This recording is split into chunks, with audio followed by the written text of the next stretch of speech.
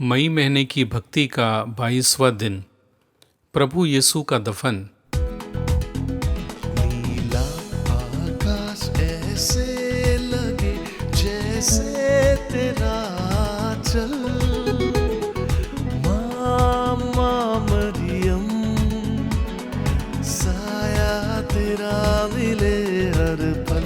नीला आकाश ऐसे लगे जैसे तेरा चल। मामा मरियम साया तेरा मिले हर पल।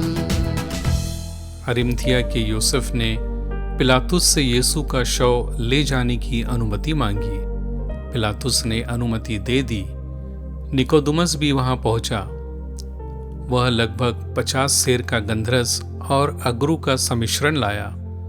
उन्होंने यीशु के शव को यहूदियों की दफन की प्रथा के अनुसार सुगंधित द्रव्यों के साथ छालटी की पट्टियों में लपेटा।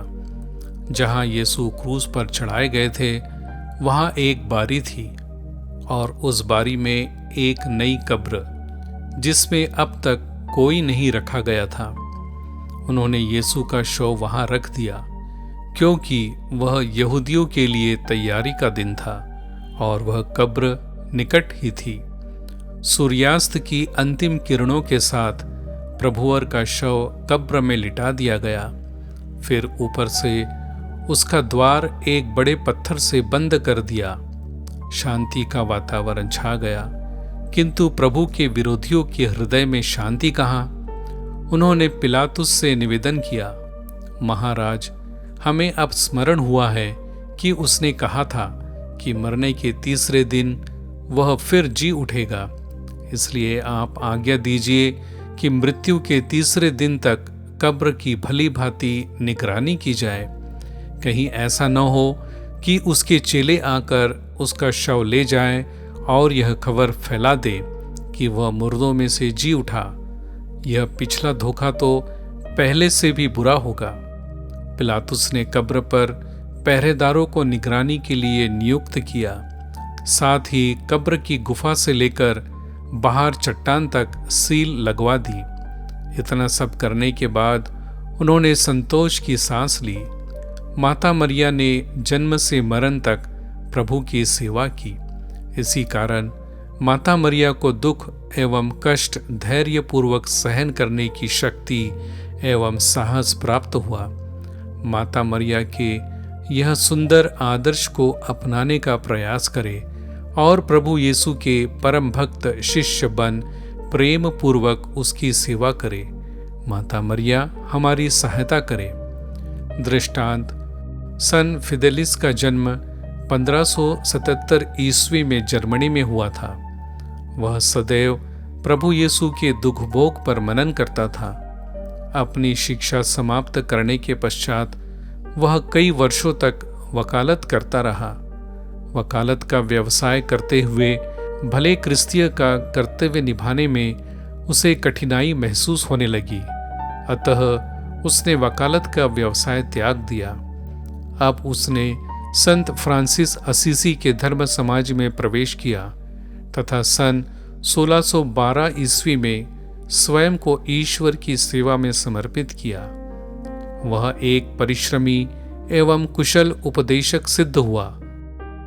सन 1622 ईस्वी में उसने कैल्विनिस्ट नामक प्रोटेस्टेंट संप्रदाय के मध्य धर्म प्रचार किया और अनेक लोगों को कैथोलिक कलीसिया में दीक्षा प्रदान की। अतः कैल्विन संप्रदाय अत्यंत क्रोधित हुआ और उसकी हत्या करने का प्रयास किया। एक दिन जब वह धर्म प्रचार करने जा रहा था तब कैल्विन समुदाय के 20 लोगों ने उसे घेर लिया। उसे कठोर यातनाएं दी गई। उसे कहा भी गया, यदि तुम प्रोटेस्टेंट धर्म नहीं अपनाओगे तो तुम्हारी हत्या कर दी जाएगी। संत फिदेलिस ने उत्तर दिया, मैं तुम्हारे धर्म को असत्य प्रमाणित करने भेजा गया हूं, न कि उसे स्वीकार करने। कैथोलिक धर्म ही सच्चा धर्म है जिसके लिए मैं अपने प्राण अर्पित करने को तैयार हूं। यह सुनते ही विरोधियों ने संत फिदेलिस को तलवार से मौत के घाट उतार दिया। मृत्यु के समय उसने यह प्रार्थना की, हे ईश्वर, इन्हें क्षमा कर। हे यीशु, मुझ पर दया कर। प्रिय माता मरिया, मेरी सहायता कर। प्रार्थना। हे प्रभु यीशु, तूने हमारे पापों का प्रायश्चित किया तथा अपने पावन दुख भोग एवं मरण द्वारा मृत्यु के वश से हमें बचाया, हमारा उद्धार किया। क्रूस पर आपकी मृत्यु से चिर शांति की स्थापना हुई। इसके द्वारा ईश्वर ने सब कुछ का, चाहे वह स्वर्ग में हो या पृथ्वी पर, अपने से मेल कराया। तेरा बलिदान अवश्य था। हमारा उद्धार तेरे अनमोल रक्त की कीमत पर हुआ है। निश्चय ही मैं इस कीमत का मूल्य चुकाने का प्रयास करूंगी। आमीन।